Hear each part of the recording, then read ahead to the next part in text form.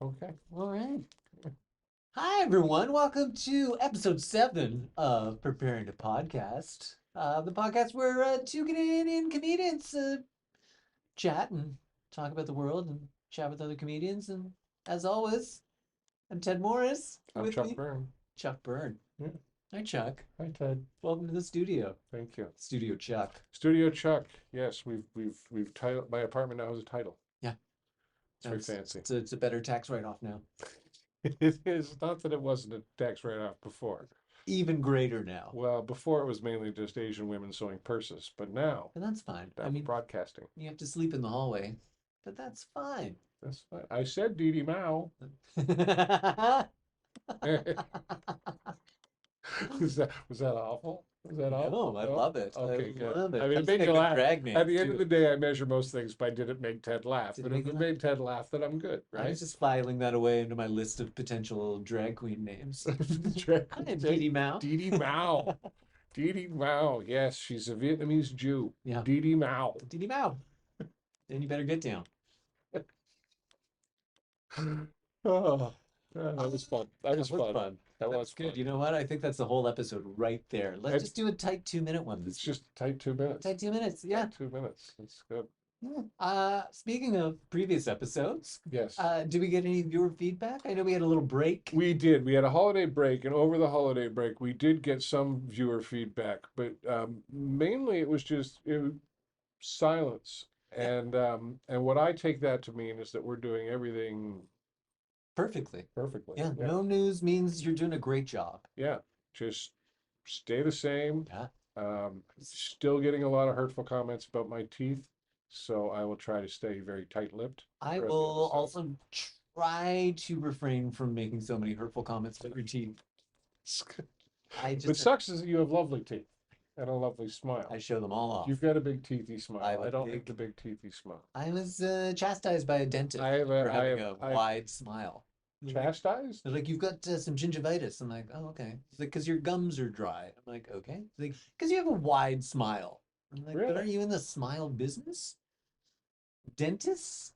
You'd think they'd be encouraging smiling Yeah.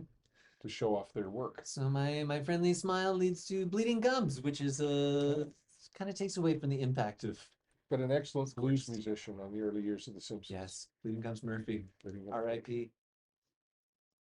Lest we forget. Lest we forget. Lest we forget. In a year. So yeah, not a lot of specific comments.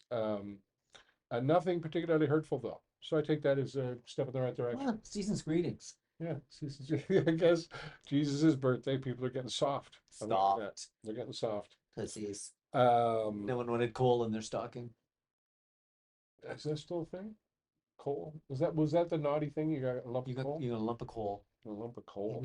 your stocking. But I would think in the 1800s, a lump of coal would be A great gift. Yeah. This is going to keep us warm Yeah. for several hours. heat and disease all in one. Yeah, and also good for your teeth. Just rub Good that for your coal, teeth. little charcoal on your Good teeth. for your Yum, yum, teeth. yum. Maybe rub it on your face. Do some Medolhson impressions Yeah. for the family at the holidays, It's great. right? It'll help with the breakouts and Yeah. I mean, it's the 1800s, so people aren't really going to get on you about the blackface. Yeah. And if they do, it'll probably be, congratulatory. yeah, congratulations on that amazing blackface. you Just the did. great thing about going back in time is that you get to be more hurtful with less consequence. Yes. I wonder if that's true of going into the future. I wonder if we'll be able to be more hurtful. It looks like we're going to be able to be more hurtful. It without really does. Yeah, Yes. it really does feel like Thanks. everyone is just leaning into being While mean. the what is it, the arc of justice, or the arc of time leans towards justice. Time is a flat circle. That's all I know. Time is a flat That's the circle. Martin Luther King Jr. quote, right? Like the arc of time bends towards justice. I think Only know the one quote. reality of time shows that justice is just going to be screwed up into a little ball and tossed into the waste paper basket if there's money to be made. That was the epilogue of Stephen Hawking's A Brief History of Time. Brief history of time. Once he covered all this stuff about black holes. Colon, Oh, and by we're the all way, doomed. Yeah. Colon. But that's a man who couldn't move who cheated on his wife, so that's impressive. It is true. That's very impressive. Did he really? So many children. Yeah. He couldn't move and he cheated on his wife. That's commitment. But that voice, I mean, that's a sultry, seductive. Little lower. Little lower. That's it. That's it. Again. Again. Again. Well, it was a sense of humor. Women love a guy with a sense of humor Exactly. and Timing. no ability to swallow. A little ability to swallow, Yeah. and probably I don't imagine he demanded to be on top very often. No, but that would be awkward with that chair. Yeah, that's the thing. I wonder if he had one of those chairs that, like, raises you up and makes you. Oh yeah. Yeah, he had black hole money. You'd think. I don't know. I don't know how much of a cut Oxford takes off the top. Just, just a tiny little sliver. It's Well, fine. Isaac Newton would have been a billionaire, Yeah. but Instead, Oxford took their cut. He only ended up with like a third of that apple, by the way. yeah, he started off with an orchard and ended up with one slice of an Yeah. apple. It was barely enough for a juice. Thanks for the gravity. Jerk. He did not appreciate the gravity of the situation. Still. But we do have something new that we're trying for episode 7. Yes, you are going to be blown away by this. I think so. Well, what it is the idea behind the preparing to podcast format is that with each episode we like to improve our environment a little bit, Yes. and we also like to kind of shift what we're doing towards what will eventually be a show we're really happy with. Yeah, I like that you're putting a spin on incompetence. I like this. Well, that's the thing is we're training up. We're hopefully getting better at what we do, and the police are diligently monitoring the neighborhood, as you can hear. And I forgot to close the door before we started shooting this little segment. And so, should we wait for them? Should we wait for this? Should we hold for the police? I don't know. Are they coming here? Should I close You the know door? what? You know what? I can close the window. No, fuck the police. I said fuck the police right That's the there. first time I've ever heard that. Yeah, really? That's catchy. It is. Maybe we should get a song going. We should. We should get a song going. Something with an upbeat, Yeah. fuck the police, police, police, that kind of thing. Yeah, that kind of thing. Okay, but what we were doing is the show we used to do the kind of we would record the conversation, pull out some highlights, and then kind of put it together into a show, and then afterwards we would eat ribs, Delicious ribs. delicious, Delicious ribs. And now, because the ribs are so popular, what we've decided to do is just eat ribs while we're recording the conversation. Who are we trying to impress? I don't know. 3 people, 3 viewers. That's who we're trying to impress. 2 of whom think I have bad teeth. So, exactly. Yeah, good eyes. Uh, Well spotted. Little spot. Fucking jerks. All of you fucking jerks. All of you. Every single one. So today will be a little bit of an experiment. We're going to Yep. see how it works. We've switched to the wireless microphones so that lavalier. yeah, so just so there isn't as much competition for the and the hope is that by giving people things to do with their hands, there won't be as much interrupting because people will have something to do with their mouths instead of talking. We can perhaps do some more listening. Something I'm guilty of. I'm guilty of interrupting a lot. Yeah. And I will happily just shove food in my face instead. Yeah, and next week I will every now and then I will hand you a rib. That'll be your cue to be like, oh, I've been going on a diatribe for a while. I'll just quietly. It appears just my a turn rib is will appear in front of your face. my turn is now over. Oh, That's an excellent idea. Done. I can think of a few better ways to get me to shut up. Hey, just Put meat in wave my face. a rib, maybe open a dirty magazine in front of me. Yeah. Ooh, what's that? Hustler? Do dirty magazines exist? Oh yeah, They still do. Yeah, Steph Tolev had an interview in Hustler. Yeah. What? Steph Tolev had an interview. I think it was Oh, Hustler. that makes sense. Yeah, like a month ago. Yeah. Yeah. She strikes. Yeah. She's got a hustler vibe. Yeah. Yeah. And that's not a bad thing. No, it's a great. Hustler vibe is a great thing. It's I like to party, I like to fuck. To me that's the hustler vibe. I have a hustler vibe. You have a hustler vibe. Yeah. You like- People don't recognize my hustler vibe, but I like to party, and Well, I see, yeah, because you've always kind of had more of a good housekeeping feel to me. Good Housekeeping, Red Book, that kind of thing. Marie Claire. Chatelaine. I mean, as long as there's a little perfume insert. I don't know if they still do Yeah, those, but yeah. oh, I love just rubbing those on me. Dabba dabba. Yeah, Little I love a dabba. pretty girl. Yeah, I have always mayonnaise aficionado is a big one for me. Mayonnaise enthusiast. Yes. And Mayonnaise podcast. Yes. Just rating different kinds of mayonnaise. No aiolis though. 'Cause that's- and Chubby Chasers Quarterly is another magazine, and that's mainly for the want ads. Okay. Oh, I don't want those ads. We have a fabulous show coming up this episode right now, the one that you're currently enjoying. This one. And yeah. Yeah. Who are our guests? Our guests are hilarious Canadian comedians Nick Beaton.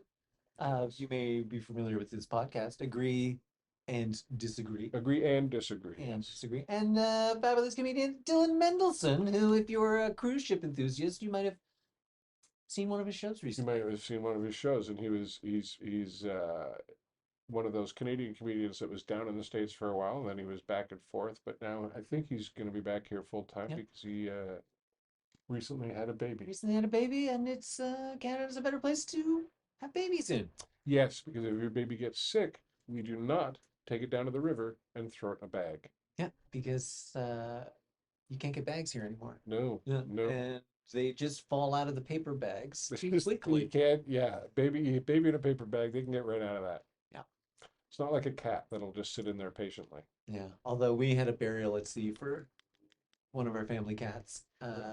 Before I was around, took him down to the St. John's Harbor, put him in a paper bag along with some rocks and said some words and Was the cat dead? yeah, the cat. Oh, okay. Cat was, The cat was already dead. and then threw him out into the harbor, but the bag burst open and the rocks went one way and the cat just flew. The Oh, other so you way. just threw the Yeah. cat into the And we're harbor? just like, okay, so the bag was just to carry the cat here and traumatize. my sisters. Traumatize the children. It's lovely. Isn't that nice? That's a lovely story Yeah. about a dead cat. And that's how I became a veterinarian. Awesome. Yep. All right, should we get into it? Let's get into it. Let's get into it. We'll do a hard edit here. Yeah. And then we'll be into it. Holy Welcome to Rib Night. Welcome to There Rib we Night. go. We've got a little sauce, a little brush. Anyone wants to touch up? Jesus, All right. Rafi, But, this is in yeah, there we go. All right, we're all. Yeah. napkins? Tres Yeah. classy, Chuck. This is Let's not try to pretend that this isn't the greatest thing that's ever happened to us. okay. This is my entire life has been building to this moment. When the shock wears off, Jesus, these are Fred Flintstone bones. Look at those things. Yeah, just double bones. All right. So, well, I'm going to go ahead and help myself to Chuck something. will show us how it's done. Yeah. Yeah. So just help yourself. Feel free. Okay. Oh. Feel free. And welcome I've never had these for Welcome. breakfast before. Thank you. to our, Good night. to our inaugural sure. Rib Night. I don't know if this is technically a podcast portion of a show. Really what it is we were doing the podcast and then having people come over and eat ribs after the podcast. Huh.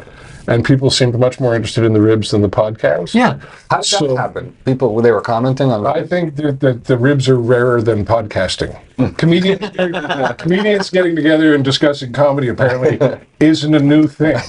And so as a But these result, ribs. but comedians being fed food is rare enough that That's very rare. yeah, it's a very rare thing. I mean, often you ever been handed a band menu at a venue? No. It's the menu that you're allowed like a discount, or sometimes it's free at the venue, but only these items are free. Like this is the food you're allowed. Where the entrees. You're allowed to choose from. And I remember I went and there was like 4 items on the band menu that the comics were allowed to choose from, and I wanted something else to eat. Yeah, 3 of them were coleslaw. And they seemed really confused by the idea that a comedian was willing to pay for his own food. Which was early days in comedy, and now it was probably that was you like remember a little fries? it was a little for it was Fries. Wings and fries. it was the burger, wings, fish and chips, and I think it was a club sandwich. Oh, But they also fancy. had like they had other they had like steak and lobster. They had some high end like ribs, which they didn't want, I guess, to comp the band for or comp the comedian. There's lobster on the menu. Like a restaurant, bar. You get into the smaller markets, and it's the one place that does everything, right? It's like you're at the hotel, and where everyone has their wedding, everyone has their this, everyone does the same thing. Well, where were we performing at where it was like you get 50% off or something and it was still really expensive? It was- That's a lot of places. right. Yeah. You get 50% Well, off. every once in a while, was the bill they still put a $50? comedy I don't club know. in a venue that isn't for comedy people. Mm. Like, Well, I did the Winnipeg yucks the second week after it opened, and they give you like an insane discount, right? It's like 50%. But it needs to. And then I'm like, yeah, but Going in I'm here. not eating. Like people were talking about, yeah, you just go 50%. Like everyone's like, yeah, I'm here for 10 days. Like I'm not going to eat 3 or even 2 meals a day here and still I'm not broke. Like Niagara Falls, where they're like, okay, you get this discount. And it was like, all this does is make it normal prices instead of Well, Niagara Falls does rip the off double dip. tourist prices. They do the double dip because they've got the tourist tax on everything. I'm going to tell you, I'm surprised how soft you made these. I thought this would have been a little like you got to tear it off the bone. This is really good. I was up at 8 o'clock in the morning smoking ribs, man. This is for real and legit. This is what we do here. This isn't I love this. I love Rib that. Night brought to you by Kraft. I got to tell you. I love the theme night of the podcast. Chuck serves you ribs, and when you compliment them on them, he looks at you like you're a fucking asshole. Yeah. I was fucking smoking ribs. Are good. I tell you, like, The main reason the show is based in my apartment is that if I'm invited into other people's apartments, I don't get to be an asshole. I got to tell you, if I knew these would be this good, I would have said yes to being here a lot sooner. Well, there you go. Now you know why we shipped it to folks. Chuck, are you not eating ribs, Nick? No, I'm gonna eat some. I'm just trying to finish. I'll finish my coffee. You know. This is wild. Would you like us to turn it into soup? Yes, For please. your soup January? Soup. Is this a man-made sauce? Man-made. Man-made it, yeah. Did a man-made It's this? not a homemade sauce, but it's That's a what I good meant, sauce. homemade. It's not a home. We're not at that point quite yet. We would very much like to get to the point where we have sauce sponsors. Like we have a few policies that we're 100% Canadian. So it is a Canadian sauce. It's Canadian ribs. I'm assuming we're all Canadians. I'm still Canadian. Are you still Canadian? Well, they might make you make a choice. Do you have U.S. papers though? I do have a green card. You do have a green card? I do. Did you ever live down there full time? Yes, I lived in Los Angeles for 3-4 years. I say that because it was Hard to count. hard to count. Counting is hard. Hard to count. Let's face it. You know why? Because there was 3 years in a row I was there, and that was with an O1 visa. And then to get a green card, they give you 2 options. They say you can come into this country while we're processing your green card. You can get a temporary green card, but you're not allowed to leave the country. You're a prisoner inside the walls of the Until United your States status is until we give you a temporary green card while we're still working on the real deal. So. you gotta wait for your I did- temporary status. Right. So I did that.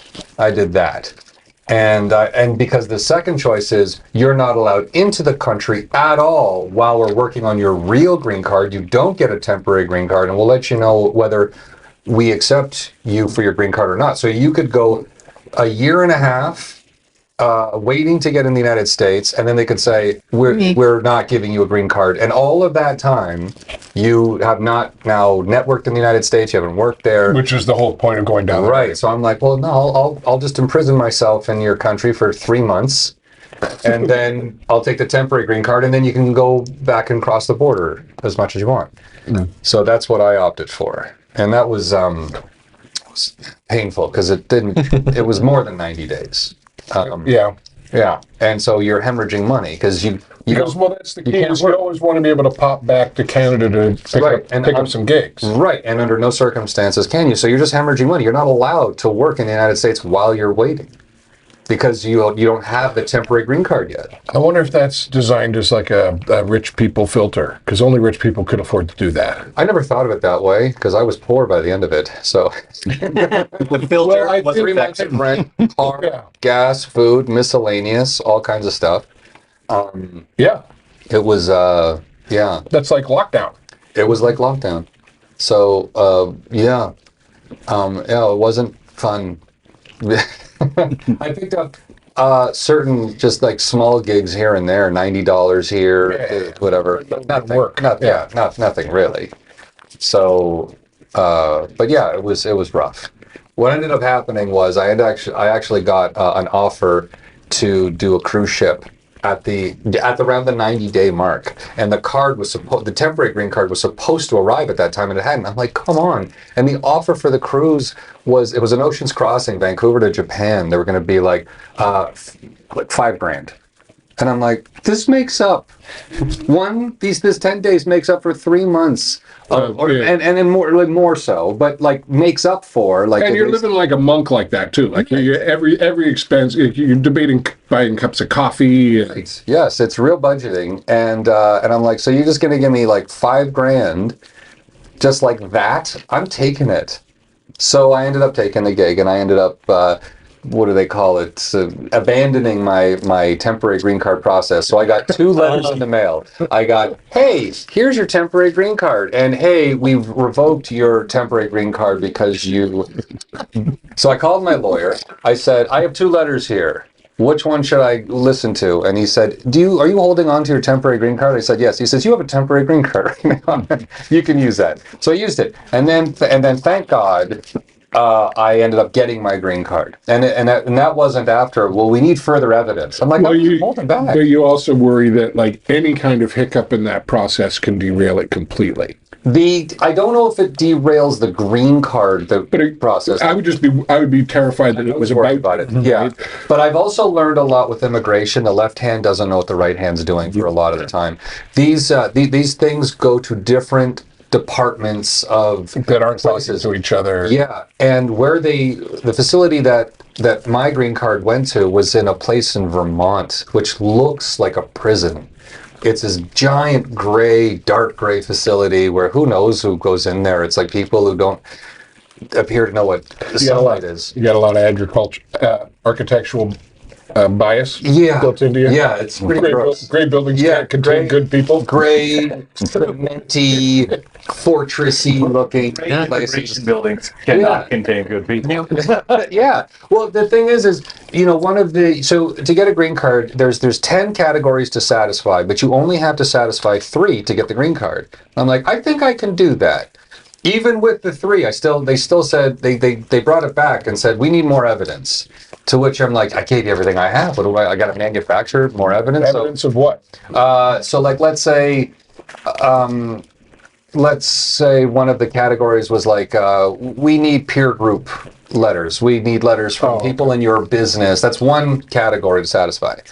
They might say, we need more. And you've already gone to everybody you know. And I wrote the letters myself. And I said, can you just sign it, print it out on your letterhead, make it easy for the person as possible. So I had to do that. I satisfied 3. Yeah, they asked for further evidence. Yeah, and I'm trying to remember where I was here. So I satisfied 3. And after they asked for further evidence, I hit panic. I'm like, you got to be kidding me! Like all this money and all this time spent getting this green card. Well, and also, whenever you're in any kind of a process like that, I find if you kind of think you're done filling out forms, and then when they come back to you 3 weeks later to ask you a question, you realize, okay, so I'm still at the beginning. Because if you're asking me a question about that form, nothing's happened with that form. Right. So this is right. I remember what I was thinking about. These people that live and work inside of this fortress, they don't know anything that isn't an Oscar. So if you come in first place in the Great Canadian Laugh-Off competition, so you submit that. I came in first place. Their first question is, well, what is this? So you have to submit it, then explain what it is. You want to like submit an encyclopedia. You want to make their job very hard for them. Yeah. So here's first place Canadian Laugh-Off. Here's why this is important. This is what it means. It was taking place at Yuck Yucks. This is what Yuck Yucks is. Oh, okay. These are all the people that performed at Yuck Yucks. This is what people are. It's like every sentence has 4 different places you can click on. Yeah, right. Everything is a footnote. Right. But you fill it in. So it's like literature on what this competition is and why it's so important. The facility that it was performed at and why it's so important. No. The guy who runs the show, Mark Breslin, this is why he's so important. By the way, here's a letter from Mark Breslin saying, as a guy who's awesome, he's awesome. So it's that. So like, how many papers can you fill in on just the win or second place of this thing? I came in second. That's why I submitted that. That was part of my thing. So like just that alone, I had to get so many papers, and I wanted to put color into it and all that stuff. And then what's the next thing? Sales pitch. It's a big old sales pitch. You have to convince them because I got in on the extraordinary talent thing. That was The the old legal term. Einstein visa. Yeah. Yeah. So that was the thing. So it's It's like Melania. Melania. And Yeah. hang on. Were you trafficked into the United States? no, I think that would have been easier. Way less paperwork. Are you kidding? It was a painstaking process that took a lot of writing, a lot of research, a lot of asking and begging and hucking. To get it through, and I felt very grateful to anybody and everyone that helped me out through it. But yeah, it's they don't make it fun. Then I'd say just marry somebody, but even that's a painstaking process too. But this one was a real doozy. Not going to get easier in the next little while. Well, no, imagine you had all the paperwork, and then they gave you the choice. Do you want to live in the United States to get your temporary green card? Because then after that 3 months, quote 3 months, then you can go to work. Then you can go, hey, I'm available. Then you can even do a movie. You can whatever should that opportunity come up. But or just anything, tour, whatever. But it's funny. But the irony is that I got into the cruise ship market of it all, and you don't even need papers. No, because You can just go. now, are you when you do cruise, are you technically like a man of no country? Like you're international water, so you're not really working out of Canada or out of the United States. I think so. They're paying you out of an LLC registered in Liberia or something. I think so, because I do have to spend a certain time on American soil to become a citizen. But I don't know if they're going to count that, because I'm like, well, I'm technically on I'm working for your American companies. I'm paying American taxes. So It probably depends whether or not if you leave from the States and don't hit another country before you come back, you're probably considered to be in the United States. But if you passport in somewhere else, you're no longer considered to be in the United States before you come back. So I'd imagine that's how they're going to look at it. But I'm like, look, the irony is you gave me this green card based on the fact of what I do for a living. Yeah. So you were You should be aware of what I do for a living. yeah, this is why you qualified me to have a green card. And so, just that there's work in America, but sometimes it leaves away from America, but it always comes back. So, Yeah. yeah. Nick, what countries are you legally allowed to work in? This one. That's it. And Liberia. And Liberia. Well, yeah. I mean, Everyone I want to register my LLC in Liberia. Shithole countries. I mean, do they even ask? You know what's terrible is apparently we're a shithole country now too. Oh yeah. You think? But I don't know. I mean, apparently we're not even a real country according to certain countries. No. Yeah. The Well, Mexico's not a real country, according to some people. What are they saying? we have a It's king. based completely, I think, upon the fact that they're tougher than us. So it's on toughness. yeah. Yeah. We're 10 times larger than you by population, and we've got nuclear weapons. So if we wanted to take over your country, we could, and there's nothing you could do about it. That seems to be the prevailing attitude. There's nothing you could do. Well, I mean, we were talking about this earlier. In the history of humankind, when locals don't feel that they're in charge of their local, that's not a peaceful place to live. Regardless of culture, regardless of country, if the locals don't feel that they're in charge, it's never going to be a nice place to live. Well, so far, I guess, I don't know. I guess if the scope goes out wider, maybe you see more of the danger of it all. But I think in a more narrow scope, do you find just your own personal lives that it's more dangerous? You worry about walking out at night or just going out? What I worry about is that people are being the picture of our society that people are being shown is in a lot of cases of like a lawless, as if the government doesn't have control over things already, and things are already lawless and things are already chaotic. And if where you got all your information, depending was like the internet or the news or the media of what the main feed is, it would be hard not to have a perception that things are just crazy.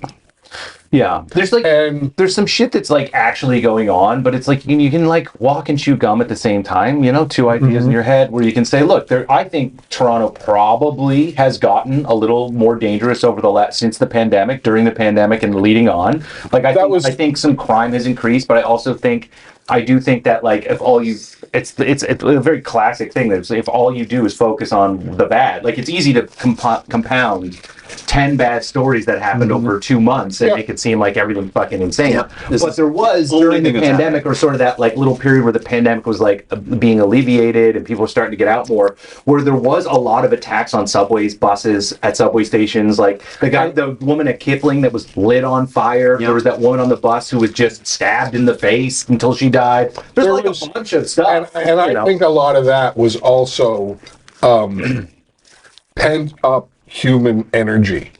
Yeah. That everyone came out of the pandemic, I think, much more sensitive and much more willing to lash out. Because and it's the way we treated the like COVID and the pandemic in general, where we did put that as the main priority for I think too long. For the first like 6 months, I think that should have been the main priority. But then what ended up happening is they did take priority away from things like addiction, mental health, and then by the time you get 3 years into not giving a shit about that, there are people on a bus who have not been taken care of at all, not like treated properly. Who are like, I'm gonna fucking stab you. Like, I think that's probably more the case, is that the crimes that we're hearing that might be perceived to be, oh, we're becoming a more violent place, is really just people with mental illness are being less treated. It's like that old Mike McDonald bit. Like, he learned a lot in therapy. I always remembered this. You know how we talked about there's 3 groups?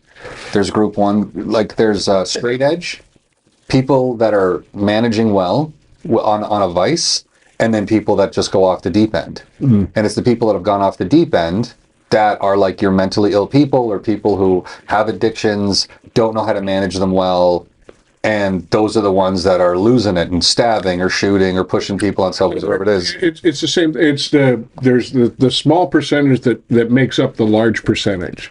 It's like there's a small percentage of people in the healthcare system that actually eat up a larger proportion of the resources.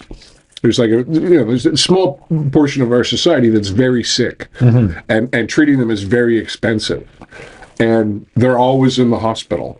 And if you look at it on an individual basis, you say, well, this guy's sucking up all the resources. But it's kind of if you're going to play the game of we have to take care of everybody, some of these people are just, in America, well, those people will just be sent home to die. Yeah, the social safety net of like taking care of people that are in a worse position than you as a society is a good thing, right? Well, it's inherently good, because anybody can land in that position at any day, any single day, right? So everybody's one patch of black ice away from needing help for the rest of their life. Yeah.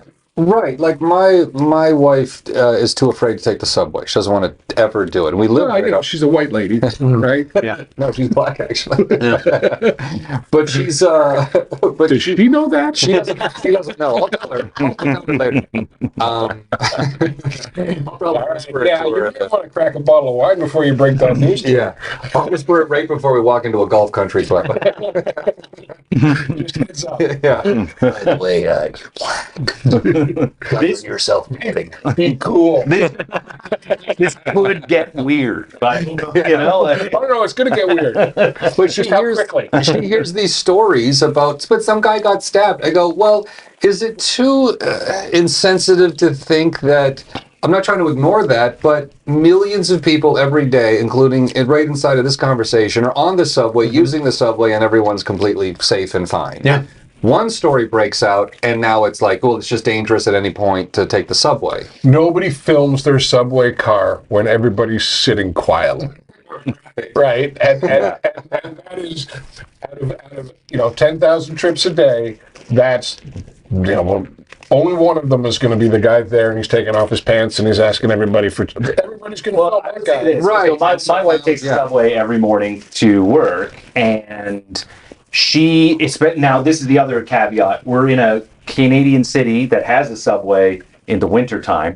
And that's when One of two. yeah, and that's when it starts to get nuts, right? That is when it starts to fill up with people trying to, get out of the cold, right? Naturally.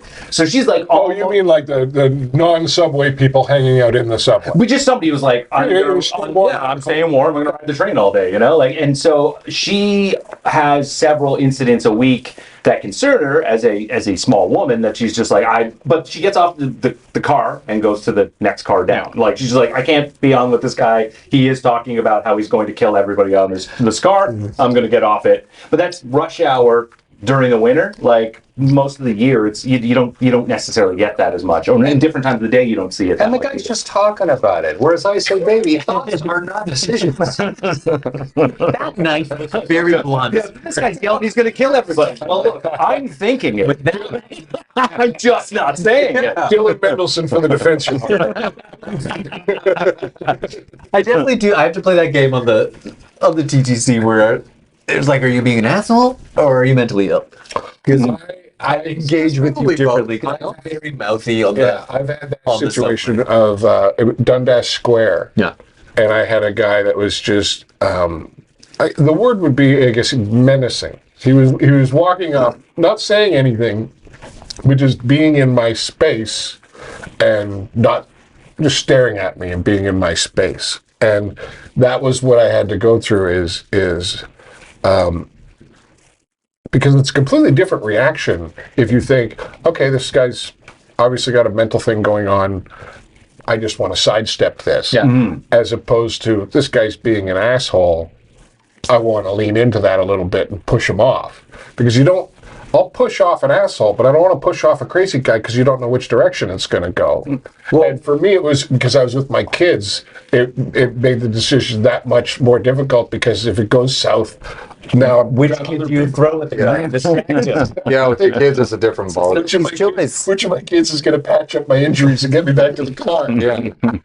But mental illness or just anger, I mean, I might treat them like they're the exact same and just act accordingly. Whereas, I don't know if are you more of like, I'm going to get in this guy's face and tell him to back off? No, I'm if a confrontation with a stranger isn't a confrontation with me, it's just someone who wants to confront whatever happens to be in front of them. Right. And I'm pretty good at recognizing that and just being, okay, I just don't want to be in front of them. Right? I'm just going to get clear of this because once I'm clear of it, it's gone. Yeah. Right. I decided If it's something that I know I'm going to see this person repetitively, then I might have to deal with it. But if I know I'm not going to see someone again, I just So move are past you it. standing on the corner of Dundas Square waiting for the light to change kind of a thing? We were sitting in the square eating. And this guy approaches you and stops. Yeah, approaches us, stops, and then we stood up to go somewhere, and he was just standing there in our space, and I can I help you? What's up? Did he have any response? To no reply, and I think it might have been mental illness. Yeah. No, I think it was also he might have just been a homeless guy, and we were sitting in the spot that he likes to sit in. It could have been as simple as that. Yeah.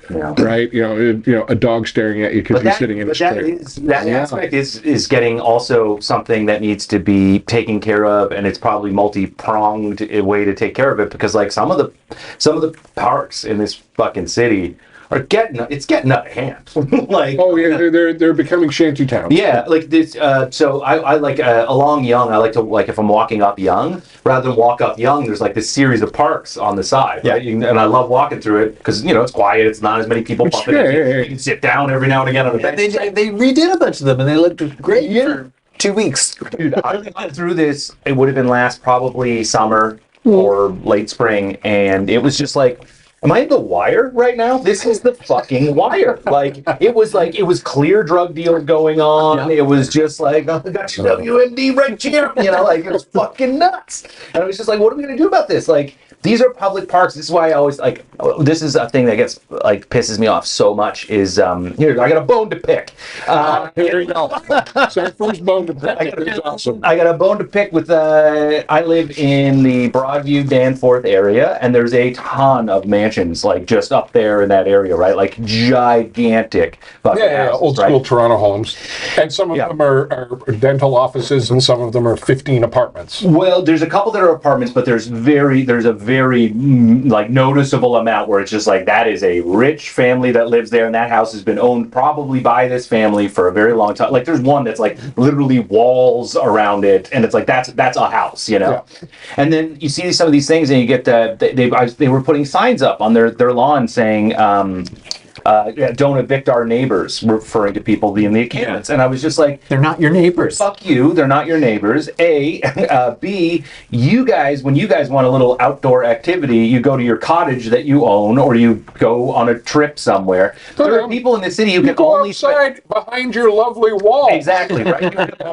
You have a whole yard, and then you have a cottage, you have all this other stuff. There's people who like literally cannot afford to go on vacations, don't have cottages, whatever, who use the public parks that their tax dollars pay for to take, picnics with their family. That's 80% of the population, by the way. Yeah. Can't afford to go on vacation. Yes, Yeah. you can't just be like that. That whole idea is like, oh, don't evict our neighbors. Like it's not affecting you. It's affecting people poorer than you, and it's poor people who are living in the parks. But these people that are living in the parks are like, there's one park near me where I was just sitting there and I was on the phone. I was having a conversation. I said something on the phone. This guy walked by. I was like, "What'd you say?" And I'm like, because he was a drug dealer coming in. I was like, again, what? I don't know how the cops aren't just It's sitting his there going park. like, yeah. And I'm like, dude, it's not your fucking park, man. Like this is like I live like around the corner. Like I'm gonna take up some of this space. What does it mean when you say like don't evict your neighbors? Is there an issue where? Well, because right after and sort of during the pandemic, that's when the real like tent communities in a lot of these parks picked up, and then I think it was under what's the fucking last mayor's name? He was so Tory, yes. He was so like not memorable afterwards. But like that's one thing he did. It's one of the few. I mean, the last few mayors have been like dishwasher salesman, crack addict, and then accountant. Yeah. So one popped up, you know. Why isn't that on the welcome signs when you go into Ontario? You would deal on an appliance, on a pipe. Well, yeah. So he organized a thing where he was basically like, we gotta do something about this. Yeah. And the police went in, and then all these protesters showed up, and they were like, you can't do this. And I was like, yeah, actually, we fucking can, and it's only going to get messy because you guys are here. Like literally, we're just gonna go around. Homeless people who live in tents in the park are very used to being told to move. You know, like it's you guys, like these fucking upper middle class white liberal fucking assholes who basically get in the way of just, this is a law. You can't live. There used to be a thing, like cops used to walk a beat and kick people out of the park. Yeah, I can't just go and grab a tent and be like, I just want to hang out in the park. Not be allowed to. I remember in Vancouver there was a bunch of. You weren't allowed to park overnight. In parks in a lot of places because they didn't want people sleeping in their cars, right? Because people just go and park their car and living in their cars and stuff like that. And there's all sorts of, moving along so you can't. And I agree that those liberals are wrong. The problem is they're kicking everybody out of the park with no strategy as to where they're supposed to go. That's another part, right? Like I totally understand. It's pretty weird. But it's a situation in Toronto that we could have seen coming if we were looking for it. In that, okay, when there was this mass immigration wave that came to Canada, and in your mind you think, well, that'll kind of disperse throughout the country, and it doesn't. There's generally three places people end up: Montreal, Toronto, Calgary. Those are the three places in the country that are going to get. No matter who shows up, they're going to end up in one of those three places. Immigrants. Immigration-wise. And they can't tell you. I thought Winnipeg got a whole whack of it. It does, but they don't stay there. Oh. They start in Winnipeg, and then they realize, there's better opportunities for pretty much anything in other places than Winnipeg. Yeah. And Vancouver isn't a hot spot for that as well? Vancouver's too expensive. Right. So you're saying these are immigrants, not necessarily homeless people that are... People are once you're in the country and you have status and you're not going to get kicked out, where do people in Canada move to?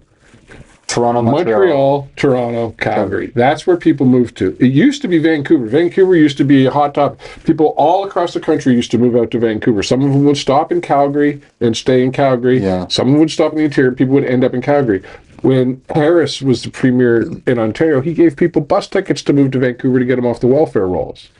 But now people know that the destination of Vancouver is going to cost you twice as much as living in Calgary, so they don't go to Vancouver anymore. You can't live there. So they wouldn't pick like Saskatchewan at this point, where Regina or Saskatoon would be like cheaper. Like refugees. I'm talking to all these people that are. It's cheaper. It's cheaper here. It's cheaper to live, but only if you've got work, right? Yeah. If you've got no, Toronto's expensive to live, but it's where the work is. Right. So you can struggle to get by in Toronto, but at least you're struggling. If you're living in Regina, you're just unemployed.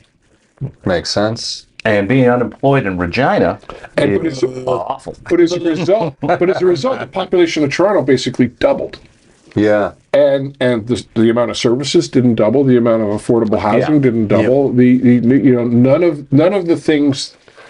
When you double the size of a city, you're probably going to more than double the amount of poor people in it. You know what always baffles me is that how expensive it is to live in this city, and there's that many cars on the highway. How are these people affording cars? They don't live in town. They don't live in town. So That's why we got the highway. I mean, people are living out. It is so congested. There's no such thing as rush hour anymore. No, it's all day long. Yeah, if you want to get someplace, well, you got to leave at 3 a.m. That is the perfect time to live. But it isn't though, because if they close one lane down on the 401, the entire place is gridlock at 3 o'clock in the morning. Yeah, that's the best time to visit. 3 a.m. Yeah. They close the bars down. Come on by. Yeah. They just appointed somebody, the traffic czar in Toronto. Did you see that? And I think what their position was before was in the realm of that. It had something to do with congestion in their title, but now they're an official traffic czar. And this is where all the people who are screaming about we need small government are bang on correct. Like, once you start adding czars for shit like that, it's like, no, you don't need a czar. You need more highways, more transit. You need to make the GO train more appealing. Like, there's a lot of things that you can, and I know it costs money, but like that LRT or whatever, the Eglinton, and then the one up on, is it Finch, right? Yeah. And the Finch one's open, and it's terrible. And then the Eglinton one, I think they were like doing some test runs to show people that it was moving, but it's like still. I've been living on the east side close to Eglinton for coming up on 10 years in Toronto. A couple different locations, but coming up on 10 years. And for the last 5, maybe 4 years, it's seemingly complete. Like if you look at it, it looks like a train line that is complete. The stops are built, the lights are up, they've got grass in between the tracks. It's very pretty in the summertime. The trains are running along it. And have been running along it for well over a year now, and they're all testing. They're all testing trains. Wow. And it's been happening for a year, and I'm just like, it seems to be But it's working, not. But it's not an but it's operation not right now. open. Yeah. Oh. Right? They're running trains up and down it all day long. It's like, Nobody's don't know on if the these trains can carry people yet. See, this is where you gotta, if you really want a thing with, when it comes to trains to speed through, you just hire people on the spectrum and you just put them on it round the clock, Yeah. and they'll get Like that. trains. That Eglinton would have been running fucking 10 years ago. You That is people, the neurodivergent superpowers. It's the one area where fascism really shines. So they made the trains. Trains running on time. What fascism? We just go up to somebody else and we're like, hey, you're going to in charge of trains. And they're like, thank you. Finally. I just don't understand how you can, how you can be testing something for a year and either not decide, how can it take a year to decide whether or not it's working? I know, right? Yeah. Like, well, it's all It's like, a but it's all train. bureaucratic safety bullshit, right? It's like that what it is? each train, each actual individual train, from what I understand, needs to run a certain amount of hours before it's allowed to even carry passengers to test it. Like, That's its Yeah. sort of thing. exactly, and I'm sure it's 1,000 hours too many. You know, like. Why never paid? why did they people who are already thinking about being on the way out? Why and you be just like, put them on the tracks to Montreal and run them up and back 12 times in a day? Just when they have that perfect. It's got they're perfectionists. They're No, perfectionists. no. I've talked to people who work at the TTC. They are not perfectionists by any stretch of the imagination. They needed like a 3rd grade I teacher think to walk most in and go better, never pass. I think most of them are in it for the warm coat. I just don't understand how there's 0 consequences for not achieving any of your goals. Because again, our lack of fascism, right? Yeah. In China, You know, the train isn't built on time. They kill that guy and they tell the next guy, you might want to get the train to go on time. I think I might be fascist by the end of this episode. I think some results-driven stuff in the government would be better. Like, I mean, that's what happens. Like, that's why I'm saying with the small government people have a good argument for a country like Canada, because it's like it's too sprawling, it's too big, involves too much bureaucracy. It's like hiring a person, bloating up a department just to so that a bunch of people can get a report on their fucking desk at some point in time to sign it and then pass it to the next person. And it's just like, guys, can we just get some? That's why you would never last. Government would never last as a private organization because they're results driven. It's like, nope, you're not making us money. Get the fuck out. I hear that argument a lot is government should run more like a business. But the problem is government and business are not in the same industry. Right, because a business might get it going before it's even possibly ready. Business is only interested in profit, and a government is specifically not interested in profit. A government generally runs at a deficit.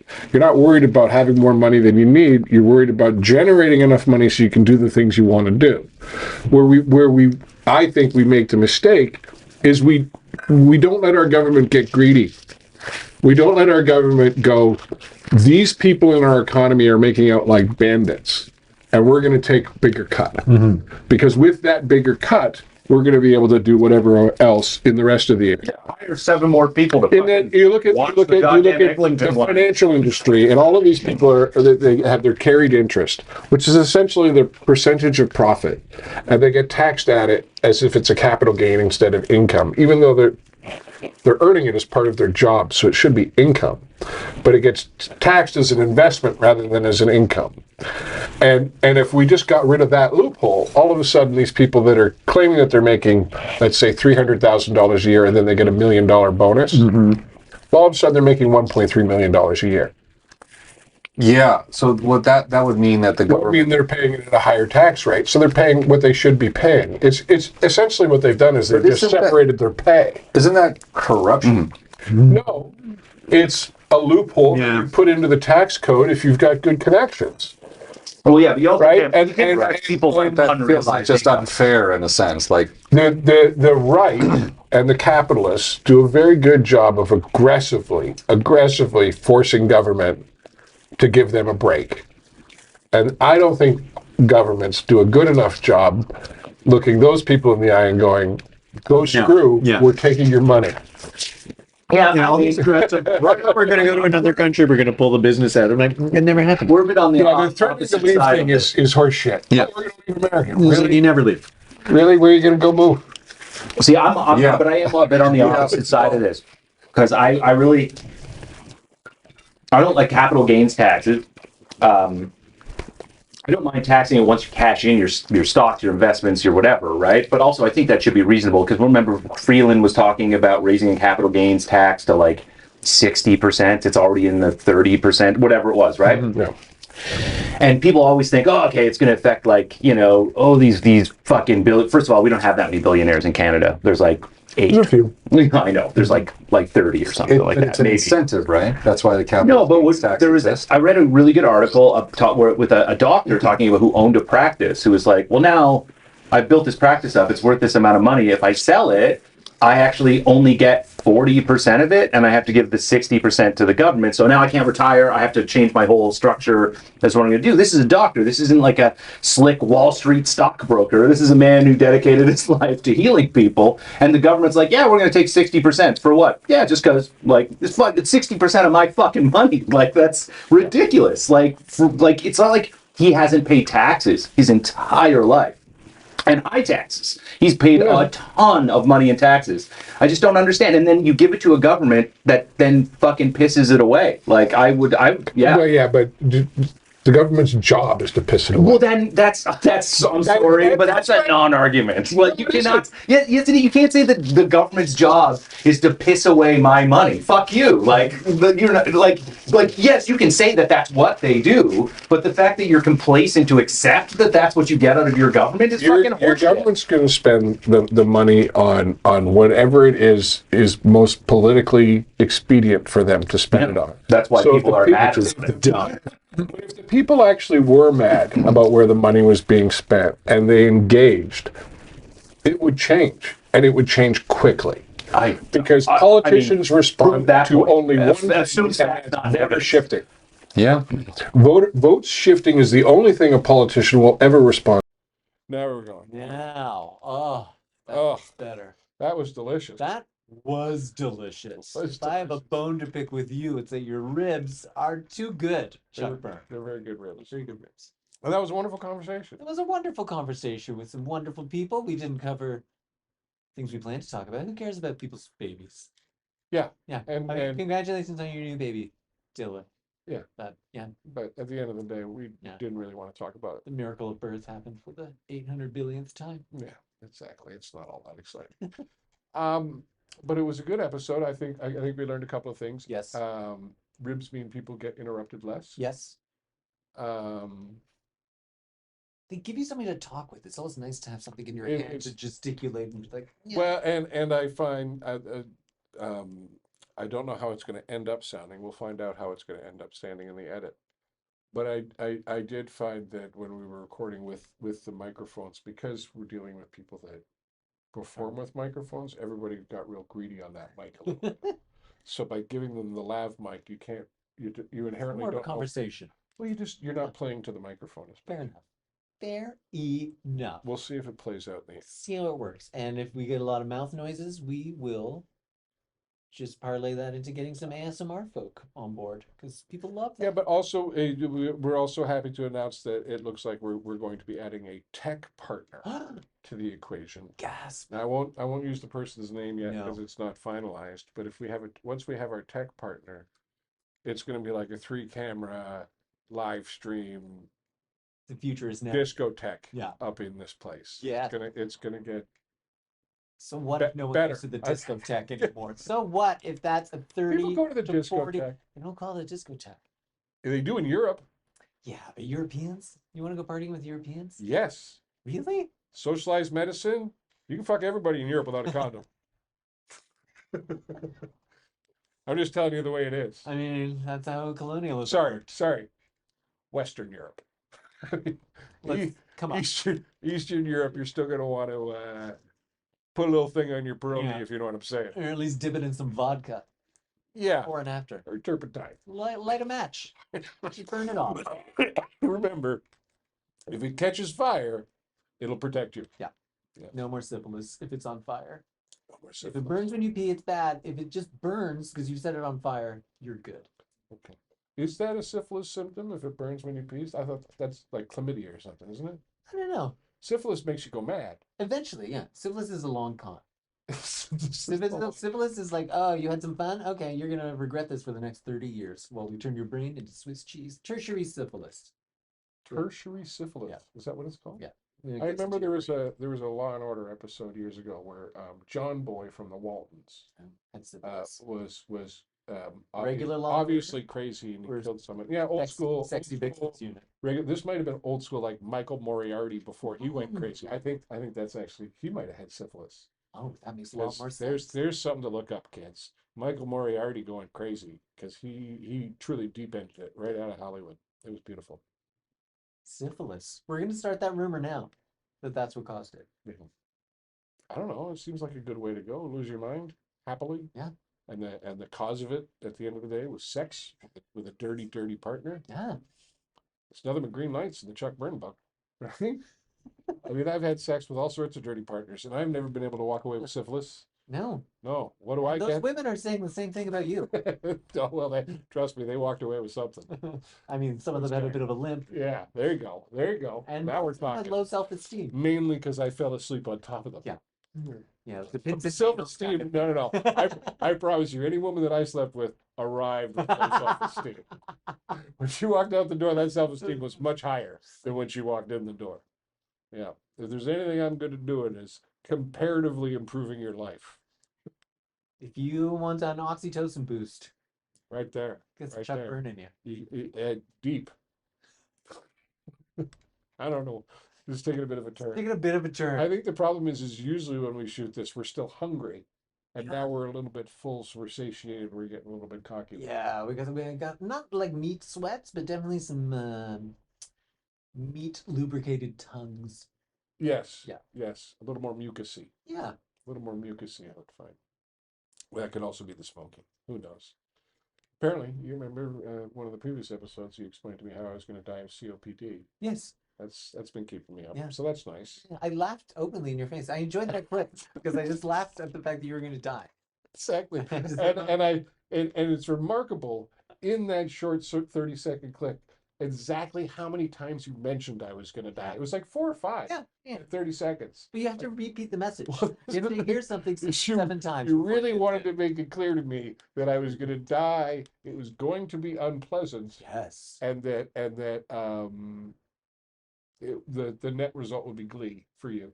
Well, I mean, when it happens, just give me the nod when you want me to step on your oxygen hose and be like, okay, you know what? I've had enough. Step Oh, on the hose. my dad's been saying that. My dad's been, because my grandfather had Alzheimer's, and so my dad's been saying that, when the time comes, I'm going to get on a plane to Switzerland because they have legalized assisted suicide in Switzerland. And to which my reply is always, sounds kind of expensive. Yeah. I mean, couldn't I just smother you with a pillow? Get some Hey, nice pillows. a lot more cost effective and kind of adds to the joy of the moment. A little bonding. Yeah, give me something to do, right? You're always saying I need something better to do. Do that. I do get to unplug my parents. You- I'm the one who's of the 4 children. I'm the one who gets to make the You're decision. the power of attorney? Yeah, they're like, okay, well, you used to kill stuff all the time, and they're like, yeah, and I know when it's your time, Yeah, and I'm all about quality of life, my quality of life. I would not give a power of attorney to someone who gleefully talks about murdering things so much as you do. I'd be worried that I'd be in there and I'd just be asleep with a broken leg, and you'd be like, "All right, well, I guess that's it. All right, you said it too good for too long. Got to shoot this horse. Yeah, we're running out of glue. Need more glue." Glue's not gonna make itself. No, the glue never makes itself. No. No. You don't- Mucilage. Yeah. You know what makes itself? Good times make themselves. Ribs don't make themselves. No, ribs Mhm. required me to get up with a crack of dawn, Yeah. put them in the smoker, and delicious. I mean, it's winter. Crack of It's dawn is good. like what, 9 right now? So that's Crack of dawn's about pretty 5 to early. 12. Yeah. About 5 to 12, the sun will come up, Yeah. and then it kind of takes a little peek over the horizon, and then it's Exactly. like, oh, it's still Like- Canada. No thanks. Hard pass. Hard pass. Thank you for joining us for this episode, and please follow at Preparing to Podcast Yeah. on YouTube, Twitter, Instagram, and TikToks and TikToks, and is it Dr. Ted Morris? Dr. Ted Morris on the Instagram. and Chuck B. Jokes on the Jokes. interwebs. Check out Nick Beaton's podcast. Green. And who's here next week? Next week, episode 8 will be George Westerholm. Who's that guy, Trevor? That'll make more A sense. comedian, a musician. He was a writer for the Rick Mercer Report for many years. Wonderful guy, and he's got stories, I'm sure. And Jeff McHenry of Letterkenny fame. Jeff McHenry's going to be here, being Awkward. He might not say anything. yeah. Just having him here is I look forward to Jeff being awkward and shy, which is really all show business wants out of anybody. just quietly shaking in the corner. Quietly shaking in the corner. Until next week, that's exactly what we'll be doing. Yeah. Quietly shaking. Quietly shaking in the corner, thinking about syphilis. Have a good week, everybody. Bye, everyone. See you next week.